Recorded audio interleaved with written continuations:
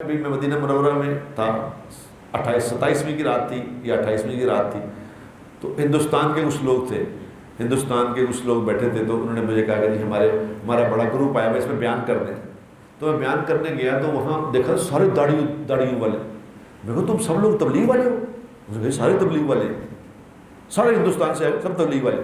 میں کہا اچھا ایک بتاؤ، یہ نبی کا شہر ہے، میں نے کہا یہ وہ دربار محمدی ہے، یہ وہ دربار ہے جہاں آئے ہوئے آدمی کو اللہ خالی ہاتھ نہیں بھیجتے، یہاں آ کے مانگنے والے کو خالی ہاتھ بھیجتے اللہ کو حیا آتی ہے کہ میرے محبوب کے دربار پہ آیا تھا مانگنے، اسے خالی بھیج دوں؟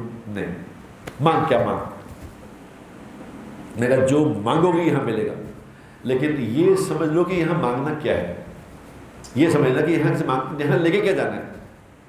تو میں نے کہا میں تمہیں یہ کہوں گا یہاں سے صرف یہ مانگنا کہ یا اللہ ہمیں یہاں سے اپنے محبوب کی زندگی عطا فرما، یہ یہاں کا سب سے بڑا تحفہ ہے، جو یہاں حضور کی زندگی لے گیا یہ یہاں سے سب کچھ ہی لے گیا۔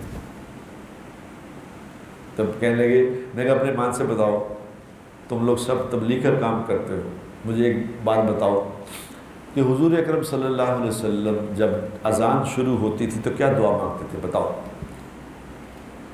کسی نے نہیں بتایا، کسی نے نہیں بتایا۔ لیکن اس کا مطلب پتہ کیا ہے؟ ہمیں نبی کی زندگی سیکھنے کا اس طرح کا شوق نہیں جیسا ہونا چاہیے تھا۔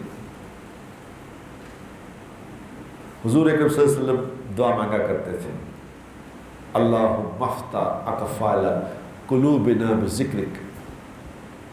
جب اذان شروع ہوتی تھی تو اللہ کے نبی یہ دعا مانگتے تھے، اللہم افتح، یا اللہ کھول دے، اقفال تالے، قلوبنا میرے دل کے بند تالے، بذکرک اپنے ذکر کی برکت سے یہ بند تالے کھول دے۔ یہ دعا مانگتے تھے اللہ کے نبی، جو اذان سے پہلے یہ دعا مانگے گا اللہ اس کے دل کے بند تالے کھول دے گا۔ لیکن آج سے یہ دعا مانگو اور یہاں سے نبی کی زندگی لے جاؤ، سب کچھ ہی لے جاؤ گے، مزے کرو گے۔